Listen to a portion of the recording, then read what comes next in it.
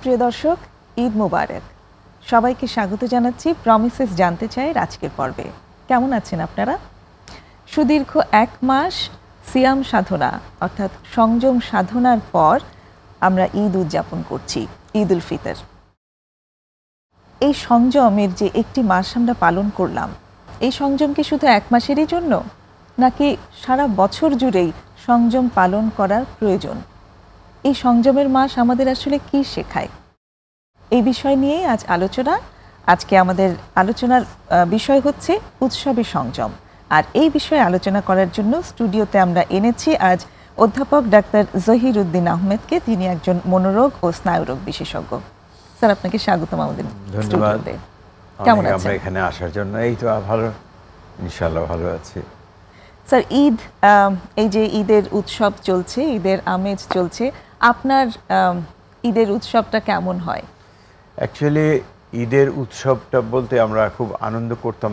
মনে আছে ছোটবেলায় ঈদের রোজার শেষে ওই যে নজরুলের একটা গান আছে, রমজানের ওই রোজার শেষে এলো খুশির ঈদ। হ্যাঁ, এই গানটা না শুনলে ঈদ যেন ঈদ মনে হয় না। শুনতাম খুব বেশি করে, এবং আমরা সারা রাত্র হইচই করে কাটাতাম যে কালকে ঈদ, কাল ঈদ, কাল ঈদ।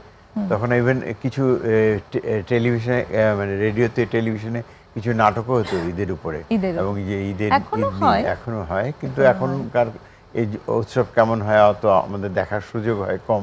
তবে আমি ছোটবেলায় যেটা মনে আছে, রেডিওতে খুব ঈদ হতো এবং সব গোল হয়ে শুনতাম আমরা ঈদের উৎসবগুলো, ঈদের অনুষ্ঠানগুলো। এবং সবচেয়ে বড় কথা যেটা আমরা মনে হয়, আমি ছোটবেলা থেকে, আমি যখন ক্লাস 5-এ পড়ি তখন থেকে আমি রোজা রাখতে শুরু করি, এবং তখন থেকে আমি দেখেছি যে সংযমের মাসটাকে কন্ট্রোল করতে হয়, এবং খাওয়া দাওয়া কন্ট্রোল করতে হয়, এবং কথাবার্তা কন্ট্রোল করতে হয়, এবং বদভ্যাস কন্ট্রোল করতে হয়।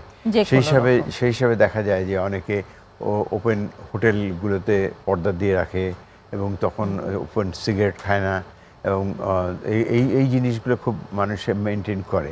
কিন্তু দুঃখজনক হলে হবে কি, এখন এই জিনিসটা কমে যাচ্ছে আমাদের। আগে আমরা যেভাবে স্ট্রিক্টলি চলতাম তেমন স্ট্রিক্ট নাই, এবং এই জন্য আমাদের মনে হয় এই জিনিসটা আরও কালচার করা উচিত, যে সংযমটা আমাদের বাড়ানো দরকার। কারণ ধর্মগ্রন্থে সময় না, অন্য সময় ধর্মগ্রন্থে আছে। এখনের উৎসবটা আপনার জন্য কেমন? এখন কিভাবে আপনি আপনার এখন আমাদের তো বয়স হয়ে গেছে, এখন আমাদের ঈদের উৎসবটাতে অত না। ছোটবেলায় যেমন ঈদটাকে আমাদের আলাদা রঙিন দিন মনে হতো, সেখানে খাওয়া দাওয়া, ঘোরাফেরা, হইচই করা, সালামি পাওয়া। ঈদ যেমন ঈদের সময় একটা সালাম করলে সালামি পাওয়া যেত, ঈদই পাওয়া যেত, সেটাও একটা আনন্দের ব্যাপার ছিল। এই বছরের ঈদ কেমন হলো স্যার? এখন তো আর সেই সুযোগ নেই। এখন শুধু আমাদের সময় বসে কাটানো আর কি। এখন সালামি দিতে হয়। লোকজন আসলে হয়তো তাদের সঙ্গে দেখা সাক্ষাৎ হয়, এই বা অনেক সময় টেলিফোনে বন্ধু বান্ধবের সঙ্গে কুশল বিনিময় হয়, কেমন ঈদ হলো, এই আর কি। এর বেশি কিছু হয় না। কিন্তু ছোটবেলায় যে ঈদের আনন্দটা, সেই আনন্দটা আর আমরা খুঁজে পাই না এখন। আমি বুঝতে পারছি স্যার যে আপনি ছোটবেলার কথা যখন বলছিলেন তখন আপনাকে দেখেই বোঝা যাচ্ছিল যে কতটা রঙিন এবং আনন্দ ঘন ছিল সেই সময়ের ঈদ আপনার জন্য। এক্স্যাক্টলি। স্যার, আপনার জীবনের তো আরেকটি অধ্যায়ও আছে। আপনি একজন মুক্তিযোদ্ধা, বাংলাদেশের মুক্তিযুদ্ধের সময় আপনি সেখানে অংশগ্রহণ করেছিলেন। তো সেই সুদীর্ঘ 9 মাসের ভেতরেও কিন্তু স্যার ঈদ ছিল। হ্যাঁ, সেই ঈদের অভিজ্ঞতা একটু জানতে চাই। ঈদের অভিজ্ঞতাটা খুব তেমন দুঃখজনক অভিজ্ঞতা। তখন আমরা এক প্রান্ত থেকে আরেক প্রান্তে ছুটে বেড়াচ্ছি, কখনো মাঠের মধ্যে গামছা বিছিয়ে মুড়ি খাচ্ছি, চিড়া খাচ্ছি। আমাদের ঈদ তো তখন আর উৎসব নাই। ঈদটা তখন খালি মনে হতো এই ঈদে আমার আত্মীয় স্বজন কেমন আছে, অন্য লোকজন কেমন আছে, ঈদে আমাদের দেশটাকে বাঁচাতে পারবো কিনা, অনেক ধরনের টেনশন কাজ করতো।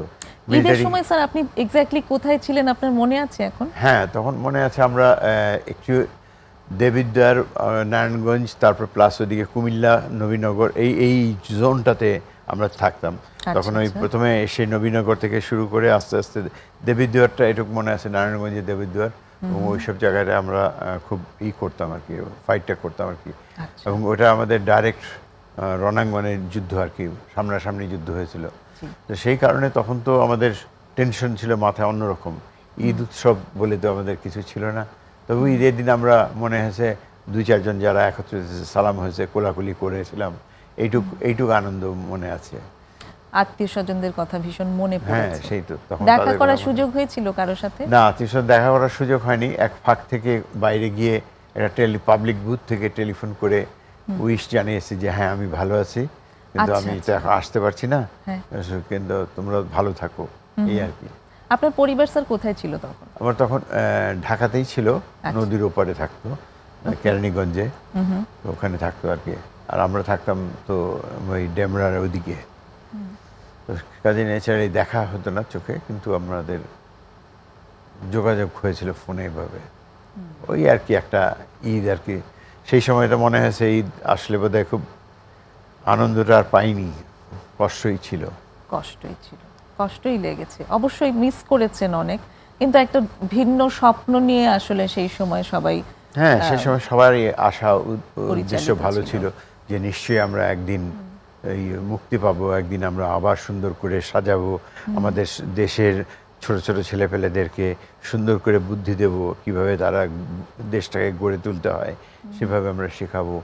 এইভাবে আমাদের তখন প্ল্যান ছিল যে হ্যাঁ আমরা একটা কিছু করব ভবিষ্যতে, উদ্দীপনায়।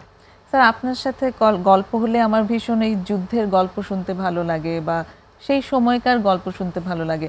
আরেকটা প্রশ্ন মনে এলো, এই যে যুদ্ধটা হলো 9 মাস, তার পরের বছরই যখন স্বাধীন হয়ে গেল, একটা স্বাধীন দেশের ঈদ, সেটা কেমন ছিল তখন? অ্যাকচুয়ালি তখনকার ঈদটা ভালো ছিল, কিন্তু তখনও আমরা অত আনন্দ করতে পারিনি, কারণ অনেকের ঘর থেকে অনেকে সন্তান হারিয়েছে, অনেকে মারা গিয়েছে, অনেকে ছিল না, প্লাস ডিসঅর্গানাইজ ছিল, জিনিসপত্র ঠিকমতো থাকতো না, কোনো কিছু পাওয়া যেত না। তখন আমরা খুব একটা মানে অস্থিরতার মধ্যে ছিলাম, যুদ্ধ বিধ্বস্ত দেশের মধ্যে।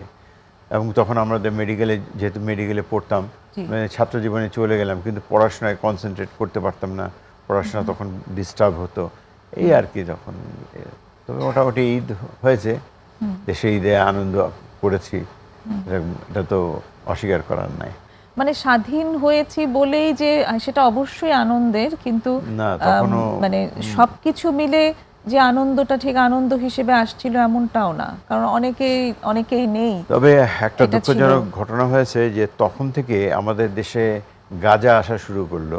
হাইকোর্টের মাজারে একটা নুরা পাগলা নামে একটা লোক ছিল, যেখানে আজম খানের অনেক গানও আছে। হাইকোর্টের মাজারে কত ফকির ঘোরে, কয়জন আসল ফকির। তো ওই রকম সময়ে দেখতাম যে লোকে খুব গাঁজা নিয়ে আসতো, এবং আমাদের মেডিকেল কলেজেও অনেকেই দেখতাম গাঁজা নিয়ে এসে ওখানে খেত।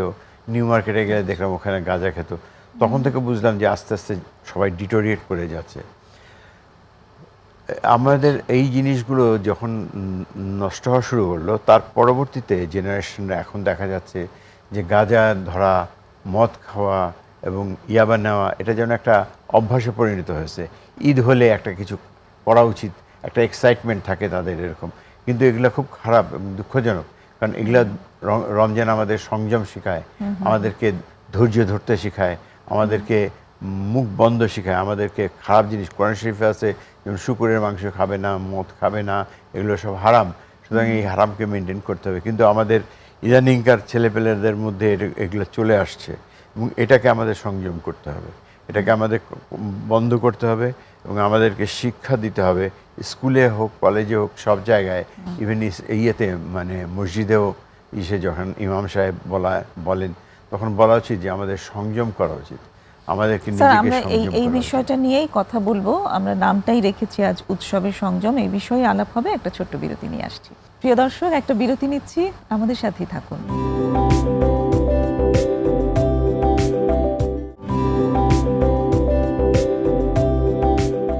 প্রিয় দর্শক, বিরতি নিয়ে আবার ফিরে এলাম প্রমিসেস জানতে চাইয়ে।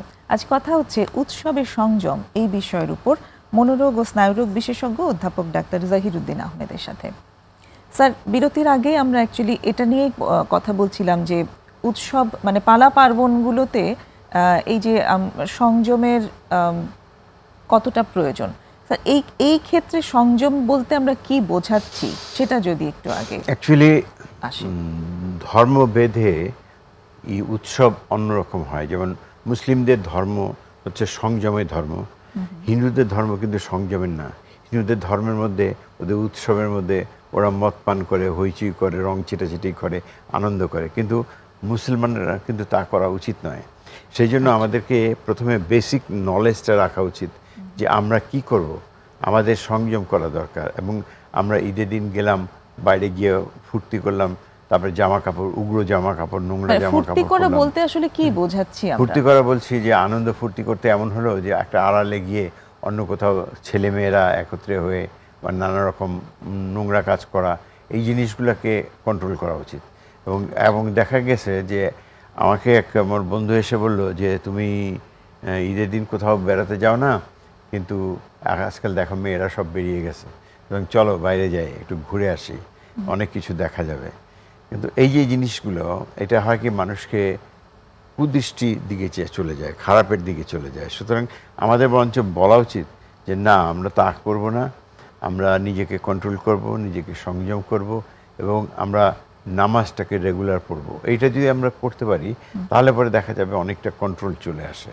কিছু ক্ষেত্রে যেমন দেখা যায় স্যার, মানে এটা খুব কমন, বহু বছর ধরে যেমন এটা চলে আসছে যে কোনো না কোনো উৎসব মানেই হচ্ছে সেখানে আতশবাজি পোড়ানো হয়, এটা করে উৎসব উদযাপন করা হচ্ছে, কিংবা পাড়ার মোড়ে মোড়ে হয়তো বড় সাউন্ড বক্স দিয়ে তারপর স্পিকার লাগিয়ে তারপর খুব জোরে গান শোনা হচ্ছে, বিরক্ত করা।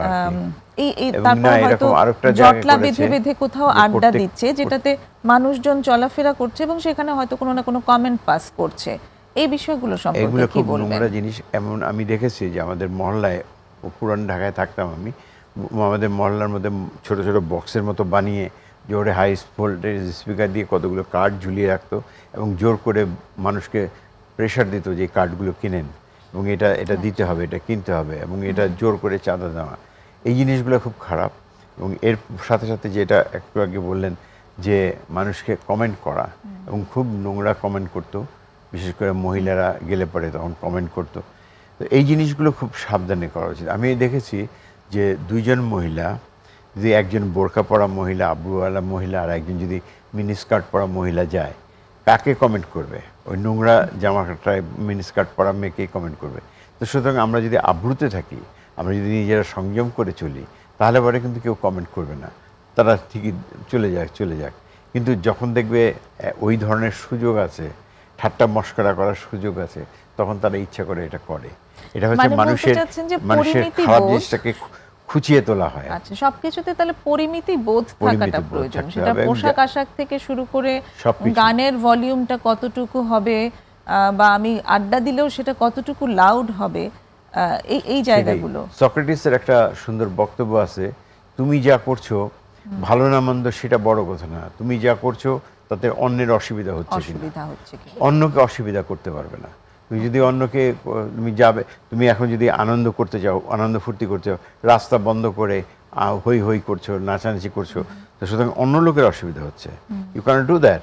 তুমি তোমার আনন্দ যদি করতে চাও, তুমি তোমার ঘরে বসে করো, নিজের ঘরে করো, নিজের আত্মীয় স্বজনের মধ্যে করো, নিজের বন্ধু বান্ধবের মধ্যে আত্মীয় দাওয়াত দিয়ে একসাথে খাওয়া দাওয়া করো, ফুর্তি করো। ঈদের মধ্যে আমরা যেটা জানি স্পেশাল খাবার, হ্যাঁ, কোনো সেমাই হবে, জর্দা হবে, ফিরনি হবে, পোলাও হবে, যে কত রকম খাবার, এটা মানে স্পেশাল ঈদের জন্যই আমরা মনে করি, ঈদের সময় খাবার।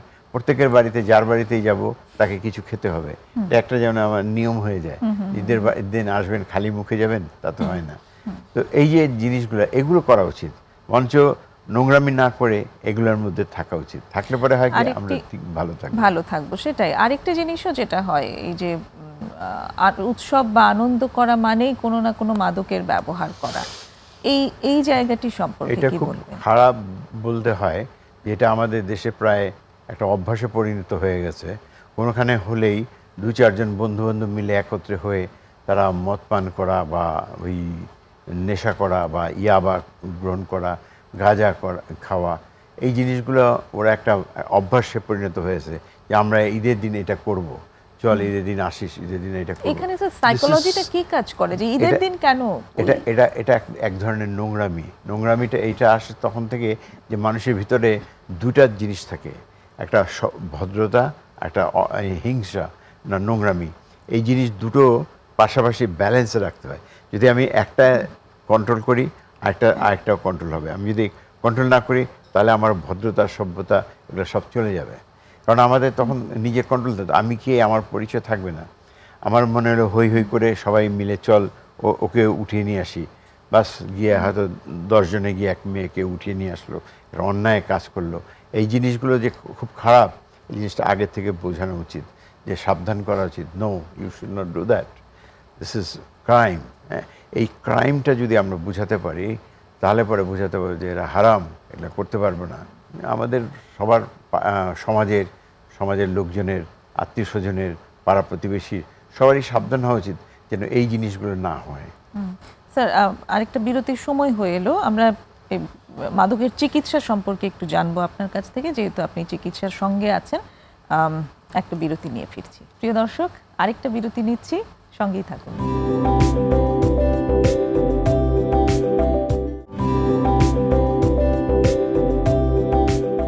প্রিয় দর্শক, ছোট্ট বিরতি নিয়ে আবারও ফিরে এসেছি প্রমিসেস জানতে চাই।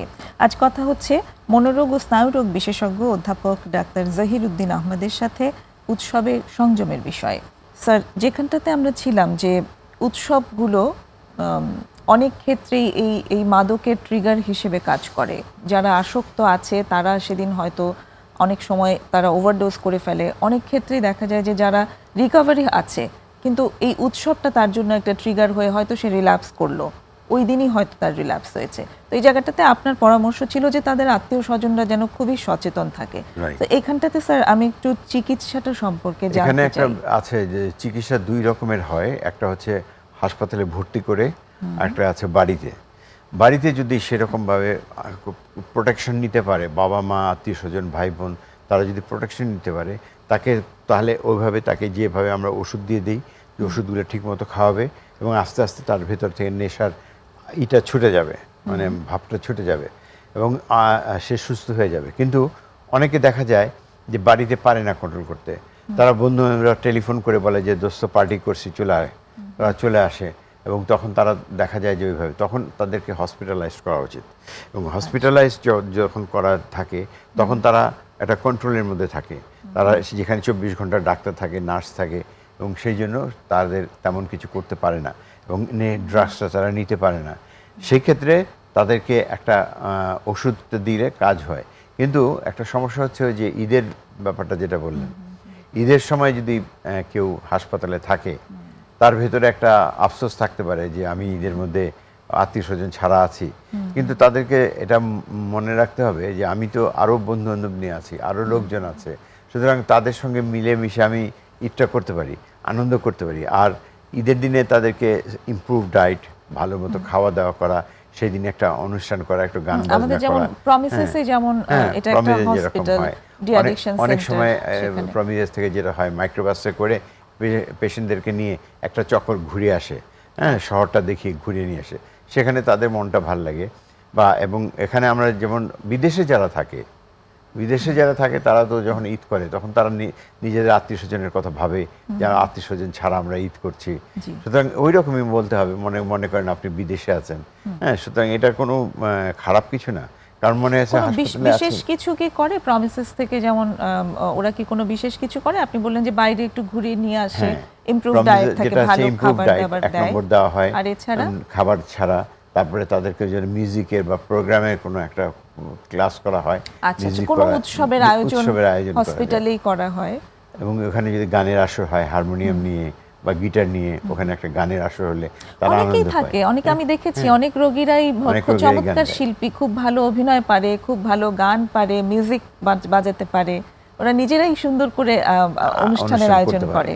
এবং সেই জন্য আমার মনে হয় এটা তো যেহেতু প্রমিস এটা করা হয়, তো এইটা সব জায়গায় যদি করা যেত তাহলে ভালো হতো। তাহলে পেশেন্টরা আইসোলেটেড মনে করতো না, তারা মনে করতো হ্যাঁ আমরা আছি, সবাই একত্রেই আছি।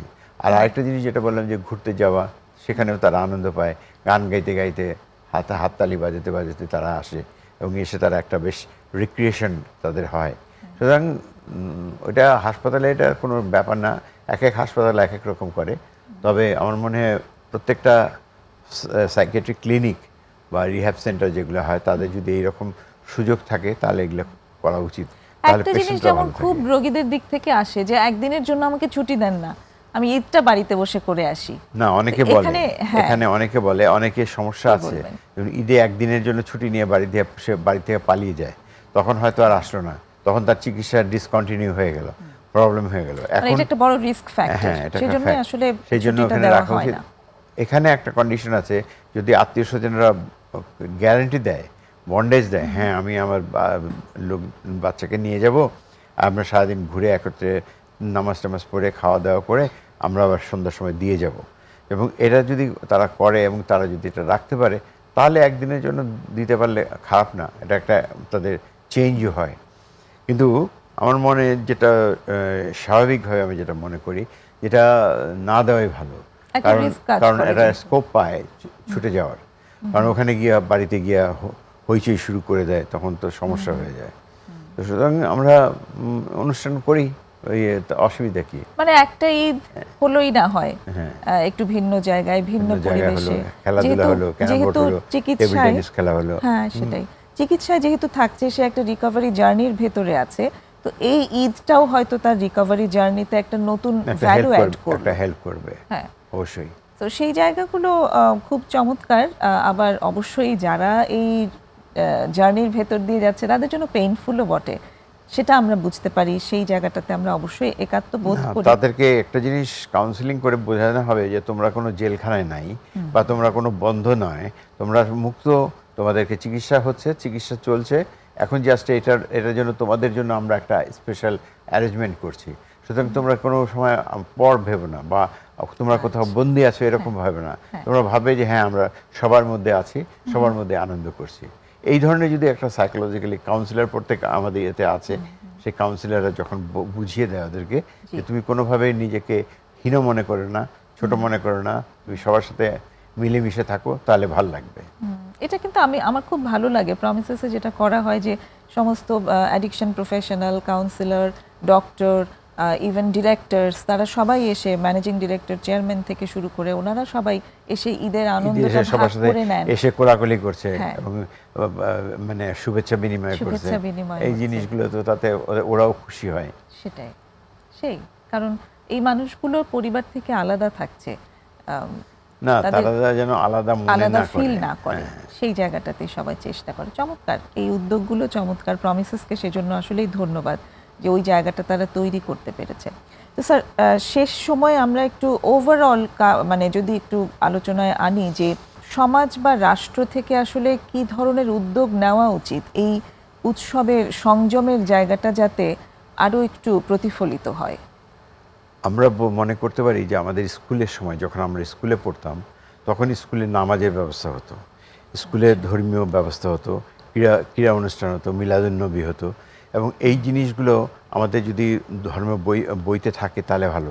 কিন্তু দুঃখজনক হচ্ছে আমাদের সিলেবাস কিছু চেঞ্জ করে দিয়ে ওর মধ্যে যেমন হজরত মুহাম্মদের জীবনী উঠিয়ে দিয়েছে, এখন ওখানে মা কালীর আদর্শ দিয়েছে, গরুকে বলা হয়েছে গরু আমাদের মা, এর গোবর মুত এগুলো পবিত্র, এলাকাকে সংরক্ষণ করো। এই জিনিসগুলো খুব খারাপ, কারণ এতে করে হয়েছে কি, আমরা যা শিখে এসেছি এতদিন, যেভাবে আমরা বড় হয়ে এসেছি, এর মধ্যে একটা ব্রেক পড়ে, এবং ব্রেক পড়াতে তাদের মধ্যে একটা কষ্ট হয়ে যায়। সুতরাং আমাদের মনে হয় যে আমাদের আগে যেরকম সিলেবাস ছিল, যেরকম পড়াশোনা হতো, সংযমী হতে আদর্শ দিত, এবং কীভাবে মানুষকে নিজেকে কন্ট্রোল করা হতো, এই জিনিসগুলো থাকা উচিত। সংযমের বিষয়টি তো স্যার আসলে সকল ধর্মবর্ণ নির্বিশেষে মূল কথাগুলো একই, কিন্তু আসলে কেউ করে না। সেই জায়গাগুলো কিভাবে সম্ভব, ওগুলোকে সম্ভব, যেমন আমাদের মনে আছে ছোটবেলায় আমরা একটা বই পড়তাম আদর্শ লিপি, সেই আদর্শ লিপির মধ্যে ছিল সদা সত্য কথা বলিবে, হিংসা করিবে না, হ্যাঁ, বন্ধু বান্ধবের সঙ্গে ভালো ব্যবহার করিবে, বড়দের শ্রদ্ধা করিবে, ছোটদেরকে স্নেহ করিবে, এই ধরনের উপদেশ থাকতো। সেই সব জিনিস এখন নাই, এখনকার বাচ্চারা এগুলো পায় না, না পাওয়াতে ওরা একজনকে মা বাবাকে রেসপেক্ট, ইভেন বাবা মাকে অনেকে রেসপেক্ট করে না। বিশেষ করে ইংলিশ মিডিয়াম স্কুলের বাচ্চাদের দেখেই যখন ওরা আসে, ওরা এসে গার্বেজের মতন কতগুলো বই নেয়, নিয়ে হেলতে দুলতে আসে, এসে গিয়ে ফাস্ট ফুডে যায়, তারপরে ওখান থেকে কোচিংয়ে যায়, তারপরে তাদের কোনো খেলাধুলা নাই, কোনো জগৎ নাই। আগে যেমন আমরা খেলতাম, স্কুলে খেলতাম, স্কুল থেকে শেষ হওয়ার পরে আমরা আবার বিকেলে গিয়ে খেলতাম, সন্ধ্যার আগে আগে বাড়িতে এসে পড়তে বসতাম। এই যে একটা সুন্দর একটা সিস্টেম ছিল, এই সিস্টেমটা উঠে গেছে, এখন স্কুলে মাঠই নেই। এটাই যদি আবার নতুন করে চালু করা যায়, সেটা অনেক হেলদি হবে এবং সেটা আসলে সংযম পালনে সারা বছরই যাতে আমরা সংযমের ভিতর থাকতে পারি সেটা সাহায্য করবে। অনেক ধন্যবাদ স্যার আজকের আলোচনায় অংশগ্রহণ করবার জন্য। তো সুপ্রিয় দর্শক, একদম শেষ পর্যায়ে এসে গেছি। সবাইকে আবারও ঈদের শুভেচ্ছা জানিয়ে শেষ করছি। খুদা হাফেজ।